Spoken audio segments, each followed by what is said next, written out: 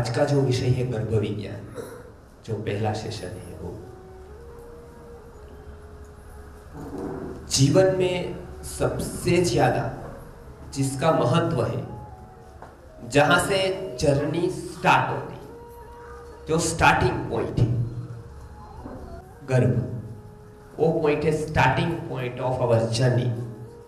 वो है सबसे पहला जीव का आना। वो किस टाइम आता है, किस परिस्थिति में आता है, इन विच सिचुएशन, विच टाइम, कैसे आता है, कैसे विचार में आता है, ये अनेक एंगल से। और उसके ऊपर कोई कंट्री ने वर्ल्ड में पहली बार यदि विचार किया, थिंकिंग किया, इतना नहीं, उसको साइंस के रूप में जाना, तो वो भारतवर्ष है, वो हमारा भारत देश है, जिन्होंने पहली बार ये बताया कि बाहर आने से पहले व्यक्ति अंदर होता है। यूरोपियन कंट्री में पहले ऐसा माना जाता था कि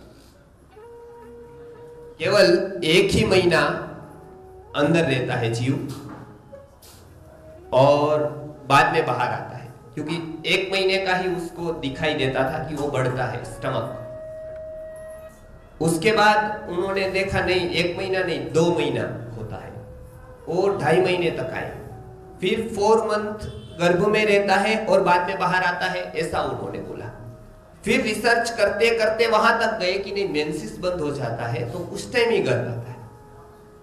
वहां तक अभी गए हैं, वो भी पक्का नहीं है कि इसी टाइम आया। वो मेंसिस से डिसाइड होता है और बाद में अभी सोनोग्राफी से डिसाइड होता है। वो स्थूल रूप जब आता है उसकी बात है। हमारे यहाँ पहले से ऐसा कोई भी स्टेटमेंट चेंज नहीं किया गया। पहली बार कहा कि 9 मंथ और 9 डेज को गर्भ में आता है। 9 मंथ एंड 9 डेज वो पूर्ण संक्रांति का काल है। उसमें इसका डेवलपमेंट कैसे होता है स्टेप बाय स्टेप वो बताया। उस टाइम सोनोग्राफी नहीं थी, दैट टाइम सोनोग्राफी नहीं थी, और बताया कि ये कैसे परिवर्तन होता है, वो आता कैसे है, आने के बाद कैसा डेवलप होता है उसका।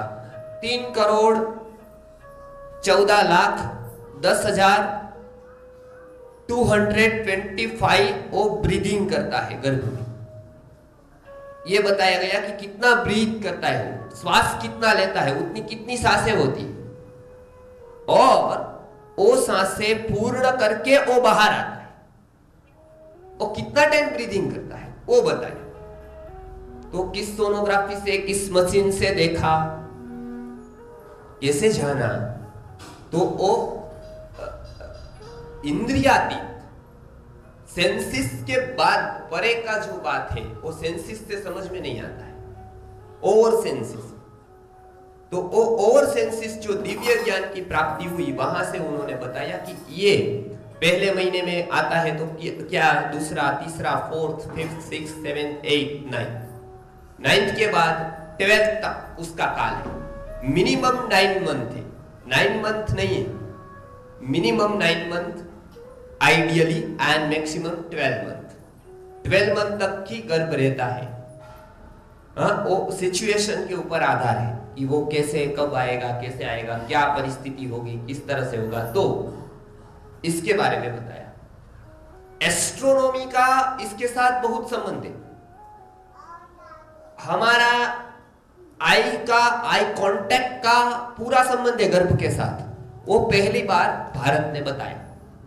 उसके बाद हर एक ग्रंथ में, जितने भी ग्रंथ लिखे गए ऑल ओवर वर्ल्ड में, वहां पर यह बात को स्वीकृत किया गया कि ये बात सही है कि जो गर्भ में जब पुत्र या पुत्री या संतान होता है, जब जब माता, मदर कुछ भी करती है, उसका इफेक्ट उसके ऊपर होता है। वो जो देखती है उसका इफेक्ट होता है। बाइबल में वो बात आई। बाइबल में उसके बारे में बताया गया कि एक जैकब नाम का एक व्यक्ति है, उसका एक जगह पर वो रहने जाता है फिर उसके बाद क्या होता है, फादर इन लॉ उसका हो जाता है, वो उसकी बेटी के साथ उसकी शादी हो जाती है। वो आपको पढ़ा होगा, बाइबल में बहुत बार उसकी बातें लोग बताते हैं। बाइबल से बहुत सालों पहले ये बात महाभारत में आई, उसके बाद बाइबल में आई। बाइबल में पहली बार नहीं बताई, वो कहीं पर वो कंसेप्ट चल रहा था, उसको ही इसी रूप में उन्होंने बताया कि ये यहां पर भी हुआ है। महाभारत के बहुत काल पहले उपनिषद में ये बात आ गई, उपनिषद से भी बहुत काल पहले वेद में ये बात आई। महाभारत में उसका प्रैक्टिकल व्यावहारिक रूप में उदाहरण दिया गया अभिमन्यु का, वो आपको पता है, सब हम जानते हैं। ये बाइबल में जैकब के रूप में उसको उदाहरण दिया कि वो वहां पर गया, उनकी बेटी से शादी हो गई, उसको बताया कि आप हम बिजनेस स्टार्ट करते हैं, तो जॉइंट वेंचर करते हैं, तो क्या करेंगे। तो उस टाइम वहां पर भी पशु थे, वो सभी गाय थी उसकी यहाँ पे और दूसरे दूसरे पशु थे। तो उसने बताया कि ये आप रखो, अभी जो रेड कलर का आएगा या एक कलर का आएगा वो मैं लूंगा, उसका जो बछड़ा होगा, जो काउस होगा, तो और जो points dot dot dot dot वाला आएगा तो तुझे रखना है। तो डॉट्स वाले तो आते नहीं है, तो वो सभी एक कोई कोई आता है डॉट्स वाला, तो ऐसे तो जनरल कलर के ही आते हैं। तो उसने बताया कि ठीक है। फिर वो रिसर्च वाला व्यक्ति था, तो ये एग्रीमेंट करके वो तुरंत सोचने लगा कि डॉट्स वाला कैसे आएगा, इसको डॉट्स डॉट डॉट्स कैसे आएंगे। तो मेडिकल साइंस वाले को पूछा, उस टाइम जहां पर मेडिकल साइंस नहीं था, यूरोप में मिथिली शरण गुप्त जी बता रहे थे कि वहां मेडिकल साइंस था ही नहीं। जब यहां पर मेडिकल साइंस एक बहुत ऊंचाई पर था, जब वहां पर कपड़े सीने को नहीं आते थे लोगों को, ये क्लोथ का नीटिंग नहीं आता था, क्लोथ कैसे बनते वो नहीं आता था, तब हमारे यहाँ स्टमक सीटे थे सुश्रुत के काल में। जहां पर जब थे दिगंबर रूप में वे पर्वतों में घूमते, प्रासाद के तनपट हमारे चंद्र के थे झूमते।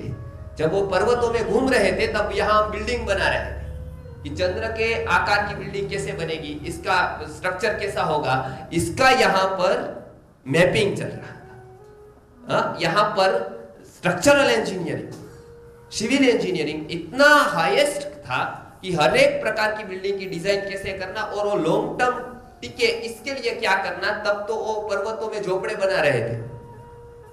तो मेडिकल साइंस इधर इतना ऊपर गया कि पहली बार जो मेडिकल साइंस को पूछा तो उसको पता नहीं चला। तो जैकब ने धीरे धीरे जो भारत से पढ़कर गए थे उसको पूछा कि ये डॉट वाले व्यक्ति आए, ये जो उसके बछड़े आए, जो काउस थे, जो बफेलोस थे, उसके जो, तो उसके लिए पूछे तो बोले हाँ है। उसको ऐसे पिक्चर दिखाओ तो ऐसे आएंगे। तो उसने ऐसा चालू किया कि डॉट्स वाले पिक्चर, जो लीव्स होते हैं, जो ट्रीज के जो लीव्स होते हैं उसको फाड़ देना, उसको डॉट डॉट डॉट डॉट कर देना। जो जहां जहां पर भी वो ग्रेजिंग के लिए जाते हैं वहां पर उसको डॉट डॉट डॉट्स वाले सभी पिक्चर दिखाना। तो अचानक ये हुआ ये कि बाद के जो सभी बछड़े आए तो वो डॉट्स वाले, तो उसको मिल गए, एग्रीमेंट तो साइन था। तो ये विद्या उसने बताया कि अब ऐसा मनुष्य में भी होगा, क्योंकि 9 मंथ उसका है, हमारा भी 9 मंथ है गर्भ में, वो भी ऐसा आता है, हम भी ऐसे आते हैं। तो उन्होंने सोचना चालू किया कि हाँ, थोड़े टाइम तक रिसर्च हुआ, उसके बाद में वहां रिसर्च बंद हो गया। उसको लगा कि ये जो हम कर रहे हैं और 200 इयर्स के बाद हम जहां पर 500 इयर्स के बाद हम जहां पर पहुंचेंगे वहां पर में तो इंडिया में लिखा हुआ है, वो तो ऑलरेडी डॉक्यूमेंटेशन किया हुआ है। तो एक बात करो, संस्कृत समझ लो, संस्कृत भाषा समझ लो तो आसानी से हमको तैयार माल मिल जाएगा। अभी ये सभी रिसर्च करेंगे तो ये गर्भ विज्ञान में ही 500 साल जाएंगे, अब दूसरे विज्ञान तो बाकी रहे। ऐसे 52 टाइप्स के साइंसेस वो 52 बता रहे हैं, हमारे तो 5000 के ऊपर साइंसेस है। 52 टाइप के साइंसेस जो हम डेवलप करने जा रहे हैं, वो डेवलपमेंट एक जगह पर हो गया है, वो इंडिया में ऑलरेडी भारत में कर दिया है। तो उसको समझ लेने के लिए वो संस्कृत सीखने को ही इधर आए। संस्कृत सीखने के बाद अनेक प्रकार के साइंस का उन्होंने रिसर्च किया, उनका R&D किया, और उसके बाद उसका इम्प्लीमेंटेशन के लिए वहां पर लैब्स वगैरह वो सब बनाया। लेकिन मूल जो आधार है वो भारत का एंशियंट जो स्क्रिप्चर है, जो हमारे धर्म ग्रंथ है, वो रहे, वो हम समझे नहीं। और हमको लगा कि संस्कृत माने श्लोकास, संस्कृत माने भगवान का पूजा आरती का काम, उसके अलावा कोई साइंस है उसमें, वो पता नहीं। वो सबसे बड़ा दुर्भाग्य रहा। जैसे कोई माता पिता उसको रत्न दे जाए, डायमंड दे जाए, और वो उसको लखोटी समझकर खिलौने की तरह यूज करे उसको, कि मैं रोज इसको खेलता हूं, लेकिन वो डायमंड है। वो डायमंड वाली बात उसको पता नहीं चली। वो खेलने के लिए रोज यूज करते हैं, इसके लिए हम भी रोज यूज करते हैं, भगवत गीता भी पढ़ते हैं, उसके ऊपर तिलक भी लगाते हैं, वो सब करते हैं। लेकिन इसके अंदर कुछ साइंस है, और वो मेरे बेटे को काम का है, और वो अभी काम का है। अभी वो गीता पढ़ने लगे तो नहीं, ये तो बात की बात है। आप अभी मत पढ़ो, अभी तो तुझे पढ़ना है बहुत कुछ, माने ये स्कूल की पढ़ाई पढ़नी है, कॉलेज की पढ़नी है, बाद में भगवत गीता पढ़नी है। जब तू मरने पर आएगा, जब तेरा एंड टाइम आएगा, तो मैं 15 जो अध्याय है वो पढ़ा दूंगा, बोल देंगे, और आपको मुक्ति मिल जाएगी। तो ये जो आउटलुक है हमारा, वो धर्म ग्रंथों के ऊपर केवल इतना रह गया कि वो मरने के बाद काम के, वो आफ्टर डेथ ये यूजफुल, बस लाइफ में कुछ यूजफुल नहीं। और वो लोग इतना इधर अट्रैक्ट होकर आए कि कुछ भी करो, हमको पढ़ाओ। वाराणसी में मैक्स मुलर आया, वॉरेन हेस्टिंग्स आया, वॉरेन हेस्टिंग्स ने भेजा, उधर बताए थे कि नहीं आपको नहीं पढ़ाएंगे, इस तरह आप उसका मिसयूज करेंगे, ठीक है, आप किस तरह से पढ़ाएंगे, उस तरह से वो पढ़े। उनको पता चल गया कि एनी हाउ, किसी भी तरह से हमको ये लेना है। उनका नियम रहने दो, उनका सभी लेने दो, उसका सभी जो कोड ऑफ कंडक्ट से, वो सभी उनके स्थान पर रहने दो। एक बार हमारे पास आ गया कि हम किंग है, बाद में हम रूल करेंगे, बाद में हमारे पास एक बार आ गया तो ये हम उसका ये कर सकते हैं, डेवलपमेंट कर सकते हैं, हम अपने लिए अपने कंट्री को मजबूत कर सकते हैं। लेकिन वो बात हम अभी समझ रहे हैं, और वेदव्यास जी जैसे प्रतिष्ठित व्यक्ति, संस्थाएं इसके बारे में काम कर रही है कि ये सभी साइंस को हमको वो आउटलुक से समझना है। उस धर्म से सब समझते हैं, इसको साइंस से समझना है, और उसका क्या क्या महत्व है वो दिखाना है, इंप्लीमेंटेशन करना है कि क्यों एजुकेशन बेस्ट है, वर्ल्ड बेस्ट एजुकेशन क्यों है, क्यों वैदिक पेरेंटिंग बेस्ट है। केवल इंडिया में नहीं, वर्ल्ड बेस्ट वैदिक पेरेंटिंग है। ऐसा पेरेंटिंग करेंगे तो बेटा ऐसा ही होगा, बेटी ऐसी होगी। तो ये क्या जंगल की बातें हैं, ये क्या कुछ पिछड़ी हुई बातें हैं? नहीं, ये बहुत बड़े साइंस की बात है। जब हम ये सेंसिस से आगे चले जाते हैं, जब हम माइंड से आगे चले जाते हैं, जब हम इंटेलेक्ट से परे जाते हैं, तो ये बातें जितनी हैं उतनी पूरी समझ में आ जाती है। इंटेलेक्ट के स्तर पर 80% समझ में आता है, माइंड 50% आता है, और केवल हमारा सेंसिस का लेवल होगा तो 30-40 आता है, और वो भी नहीं है तो 10% समझ में आता है। क्योंकि तब तो पश्यति इति पशु, तब तो हम केवल एक एनिमल की तरह देखते हैं, वो दिखाई देता है, नहीं दिखाई देता है तो क्या फायदा है। तो सबसे बड़ी बात आज गर्भ विज्ञान की है, जब से चालू होती है जीव की जर्नी स्टार्ट होती है पहले पॉइंट पर, जब वो आ जाता है। पहले जीव आता है, बाद में वो सब बनाता है, अपने हाथ, अपने पैर, अपने को चाहिए ऐसा स्ट्रक्चर। पहले स्ट्रक्चर बन जाता है, बाद में जीव आता है, ऐसा नहीं होता है। इसके लिए एबॉर्शन नहीं करना है, भ्रूण हत्या नहीं करनी है, वो बहुत बड़ी हत्या है। अभी एबॉर्शन का जब गुजरात में चला, महाराष्ट्र में चला, तो हमने 5 लाख बुकें उसकी सर्कुलर की सभी जगह बांटी। वो क्या बताते हैं कि 2 महीने के बाद जीव आता है, कोई बताता है 3 महीने के बाद आता है। तो 2 महीने तक क्या हुआ? जीव नहीं आया तो किसने डेवलप किया? कौन लाया? हाथ पे। यदि रेडीमेड जीव को लेना था बॉडी, तो वो डेड बॉडी लेता किसी की। क्यों 9 मंथ इधर मेहनत करता, अंदर आकर सीधा इधर से निकलता, डेड बॉडी में जाता, डेड बॉडी खड़ी हो जाती डायरेक्ट 50 इयर्स का।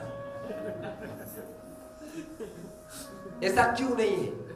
क्योंकि जीव अपना तैयार करता है स्ट्रक्चर, उसको डेवलपमेंट अपना करना होता है। इसके लिए जो टाइम वो आता है, आप एक सीड बोते हो, सीड, उसमें कितना ध्यान रखते हो? वो सीड कब बोते हैं? किसान अभी बोएंगे, इधर अभी बारिश आई और वो भी बारिश का टाइम है, जैसे अगस्त में आई, जुलाई में आई तो बोएंगे, बारिश अप्रैल में आई तो नहीं बोएंगे।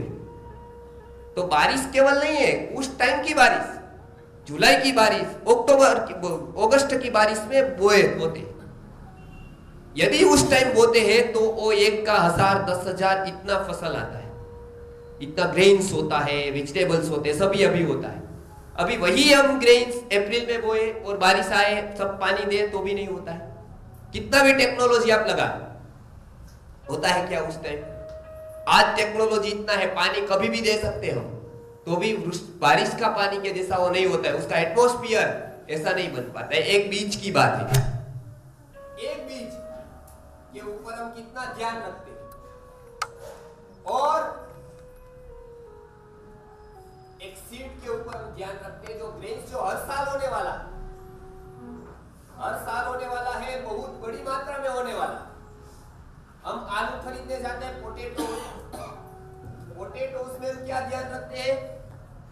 हम परचेज करने जाते हैं वेजिटेबल्स जब हम परचेज करने के लिए गए, पोटैटोस लेने के लिए, उस टाइम क्या ध्यान रखते हैं? एक भी खराब ना आ जाए, एक बरोबर चुन चुन चुन। और जब बच्चे की बात आएगी, वो जैसा भगवान भेजेगा, वो एक्सीडेंटली होता है, वो बाय चांस हो जाता है, जबकि वो बाय चॉइस होना चाहिए। वो बाय चांस हो जाता है, एकदम हो जाता है, वो बाद में पता चलता है। तो ये मनुष्य जीवन की शास्त्रों में पता है सबसे बड़ा अज्ञान है, इग्नोरेंस है, मूर्छा। एक आलू के ऊपर आप इतना जागरूक हो, 10 रुपए के ऊपर आप जागरूक हो, लेकिन जो लाइफ टाइम आपको जिसके साथ जीना है, जो सोल आप में आकर यदि अच्छा हुआ तो आपका बड़ा नाम 1000 साल तक रहे, ऐसा भी कर सकता है। वो यदि गलत हुआ तो आपका पूरा जीवन की कमाई भी वेस्ट कर सकता है। तो इसके ऊपर हम कितना ध्यान रखते हैं? उसका मंत्र चूज करते हैं क्या? उसके ऊपर कोई एक्सपर्ट को कहते हैं हम। आज अब सीड की बात करते हैं तो एक्सपर्ट को पूछते हैं कौन सा बोना चाहिए, फसल कैसी आनी, हर एक में एक्सपर्ट को पूछते हैं। इसमें एक्सपर्ट को पूछते हैं क्या? नहीं, ये तो हम बायोलॉजिकल मानते हैं उसको। इसमें तो कोई भी बताए तो भगवान को आप पर विश्वास था, इसके लिए तो उसको भेजा, और आप बोलते हैं कि नहीं हम भगवान को देंगे, तो आप उधर क्यों भेजा? उधर ही भगवान तैयार कर देते हैं उसको। तो जितनी भी गंभीर बातें हैं उसको हम बिल्कुल लाइटली ले लेते हैं। क्या होता है यदि ये ध्यान नहीं रखा तो आप जनरल देखिए, आपकी चॉइस बहुत महत्व की है। आप क्या चाहते हैं? हम पूछते हैं लोगों को आप क्या कैसा बेटा चाहते हैं, वो जो भगवान दे दे, जॉब ऐसी ही चाहिए, घर ऐसा ही चाहिए, उसमें चॉइस है। फ्लैट है तो इसी तरह का चाहिए, 3 बेड ही चाहिए, 2 बेड ही चाहिए, ऐसा ही चाहिए, कलर ऐसा ही चाहिए। लेकिन बेटा या संतान जो भगवान दे दे, क्योंकि हम उसका महत्व नहीं जानते। फ्लैट का महत्व पता है, सोसाइटी का पड़ोसी का महत्व पता है, इसके लिए हमको अच्छे पड़ोसी चाहिए, नेबर अच्छे चाहिए। लेकिन बेटा जैसा भी दे उसका कोई चॉइस हम नहीं करते, कोई प्लान नहीं करते, वो जो भी दे दे। तो ये मूर्छा है। इसका एक ही कारण है, हम उसका इंपॉर्टेंस नहीं जानते। और ऐसा आपने किया तो आप एक एग्जाम्पल लो। हम लोग जाते हैं पेन की दुकान पर, स्टेशनरी की दुकान पर पार्कर भी पेन होती है जो 400-500 की आती है, वहां से स्टार्ट होकर 1000-2000 की आती है पार्कर प्लस। वो पार्कर पेन होती है और 2 रुपीज वाली भी होती है ना आपके यहाँ स्टेशनरी में। अभी आप उसको केवल इतना कहना कि मुझे पेन दो, केवल इतना कहो पेन दो, वो कितने रुपए वाली आपको देगा? 2 रुपए वाली। पार्कर चाहिए तो कहना पड़ेगा पार्कर दो, तब उसको पता चलेगा कि हाँ ये कस्टमर है वो पार्कर का है। बेटे को हम संतान को लाना है, कहते हैं बस बेटा दो बेटी दो, 2 रुपए वाला पेन आने।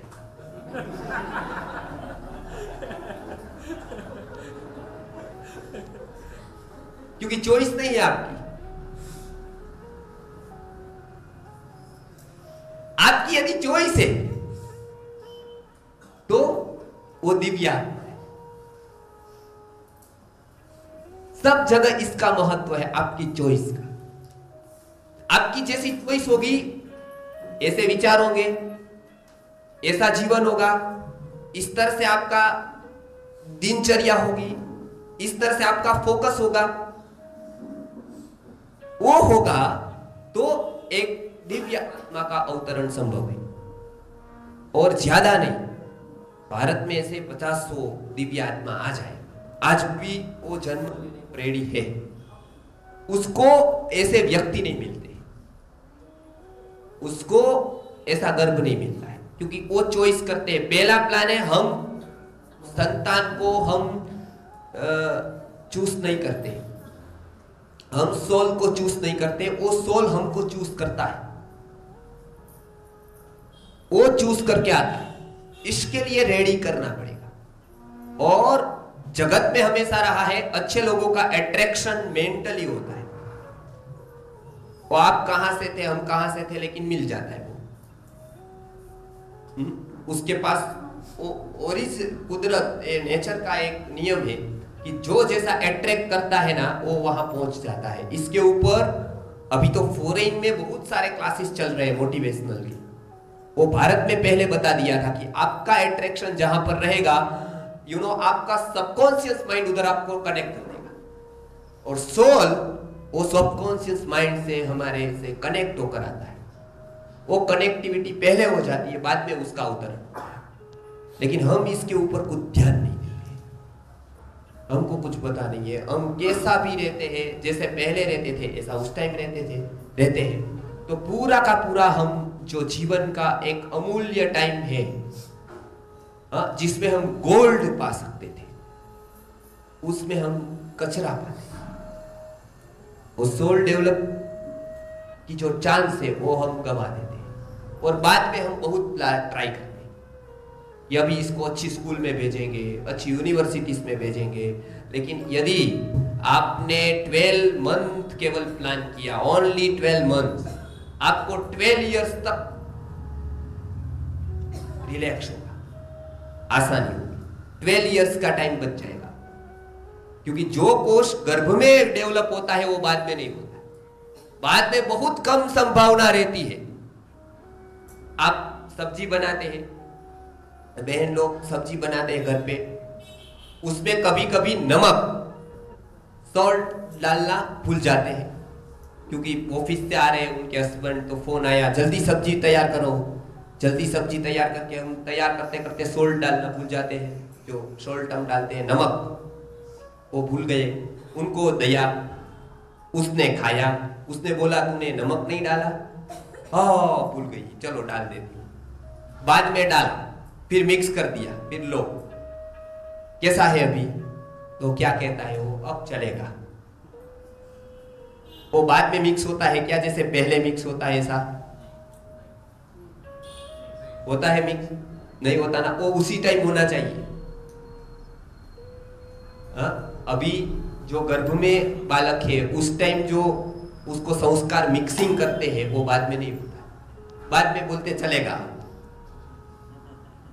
अब कुछ संभावनाएं गई, अब बाद में नहीं हो सकता है। अब बाद में आप ऑक्सफोर्ड भेज दो, हार्वर्ड भेज दो, बहुत सारे प्रोफेसर लाओ इधर, बाद में मिक्सिंग नहीं हो पाएगा। वो कोई भी वेजिटेबल का पीएचडी भी सब्जी के बाद में नमक मिक्स नहीं कर पाएगा। वो जो पहले होगा, पहले ऐसा थंब टाइप है, बिल्कुल अनपढ़ है, वो भी मिक्स करेगी, बाद में पीएचडी भी नहीं कर पाएगा। इसी तरह से गर्भ में यदि आपको जितना नॉलेज उतना इंप्लीमेंट करेंगे तो वो कुछ संस्कार ऐसे हैं जो परस्पर में हो जाते हैं, उसके मनोमय कोश में, उसके विज्ञानमय कोश में हो जाते हैं। उसके बाद पाना बहुत कठिन है, क्योंकि वो टाइम आप इंस्ट्रूमेंट तैयार कर रहे हैं, वो इनबिल्ड हो जाता है। सब मेमोरी आती है ना अभी फोन में, इनबिल्ड मेमोरी, अलग मेमोरी कार्ड नहीं है, हाँ इनबिल्ड मेमोरी, वो इनबिल्ड हो जाती है और बाद में हम कार्ड डालते हैं 16 GB का, 32 का, फिर भर जाता है वो। तो ये है कि वो इनबिल्ड होता है, वो संस्कार होता है, वो इनबिल्ड होता है। इसके लिए क्या करना है? उसके क्लासेस है, उसका कोई कोर्स है, उसके लाखों रुपए है तो नहीं। ऋषि मुनि ने बताया है कि उत्कृष्ट ज्ञान, जो बताया अभी ये जो आए थे महादेव जी की, उत्कृष्ट ज्ञान हमारे यहाँ बताया कि वो सेवा के रूप में।